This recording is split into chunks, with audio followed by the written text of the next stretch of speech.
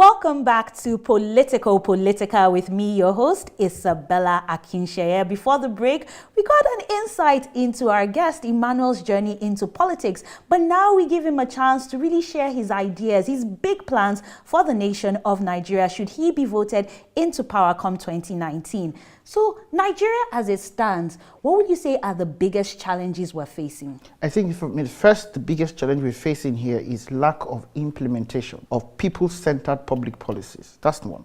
Number two, the lack of ensuring that the people, what Nigerians can do is the basis of our budgeting, of our national budgets. The lack of value-added, value-added chains of manufacturing and production.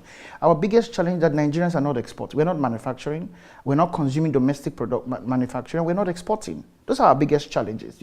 I mean, when they say that most of the foreign shipping lines have stopped coming to Nigeria because there's no market, it's because there's not much importing happening anymore. You understand? Because when we start exporting, then the question would be, how do we get more Nigerians to own the ships that take those things out? So the biggest problem we have is implementation of policies that we have written very well by the best hands with the best schools. The second is people-centered policy making, where the Nigerians are the center, and exactly now where young people, especially women, are the center of what happens in this country, or are the ones whose orientation is driving what we are doing as a country. What will you do in the area of insecurity? Well, insecurity is a multi-sectoral issue. There's food insecurity on the one hand. There's insecurity of human life, of in lives and property. There's insecurity is broad, but I think you're referring to security as it were, human life and protection. Well, first of all, I think that we are dealing with the security issue the wrong way. There's the issue of recruitment. How do we stop those people getting recruited? But there's also the issue of enforcement of the fundamental right to life. If somebody commits murder, no matter what the incentives were, that person should face the crime, face the law, pay for the prices, or go to court and answer for the crimes they've committed. So I don't know why this is a big issue for us, because the law is clear.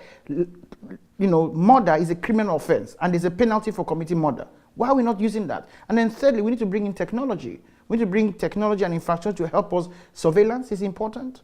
Data capture is important. As you are, Nigeria doesn't even know that we are there.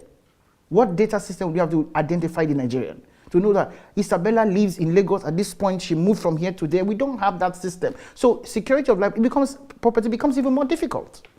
Given your work on the continent, I'm interested to know in finding out how you will position Nigeria as the giant of Africa. Well, that's even the easiest part to do, because the first thing to position Nigeria is what are your policy positions on certain issues? What are our policy position on trade, intra-Africa trade? What's our policy position around the United Nations and the African Union? Agenda 2063, what's our policy position around domestic financing for development? What's our policy position around human capital development? These are some of the issues. It just repositions this country overnight.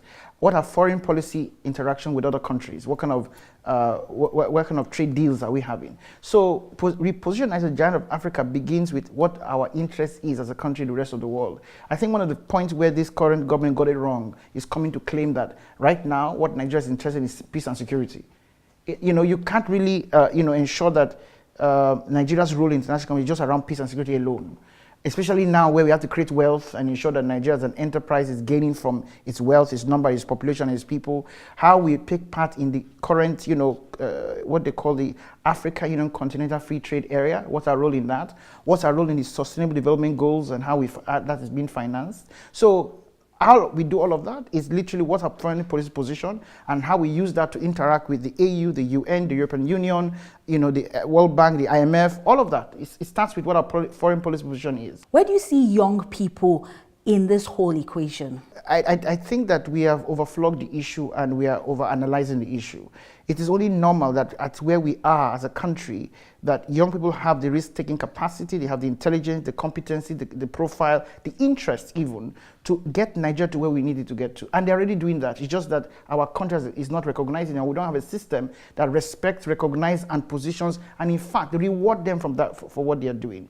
So I see young people at the center and the epicenter of repositioning Nigeria, of creating wealth in Nigeria, of making Nigeria regain its place as a giant of Africa. For example, the tourism value chain.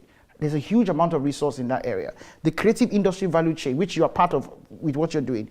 There's a huge resource in that area. The agricultural variation, agri-tech, not just in terms of smallholder farming, but agri-tech, for example, there's a huge investment in that area, not just the IT and its value chain. I just give you 4 areas where if we put resources in those areas, we'll transform the way Nigeria works. In fact, we'll turn this country into a construction site. So how will 100 days look like for you in office? I've already started working. I'm already, as we speak, I'm looking for my ministers, looking for my ambassadors, looking for the special advisors.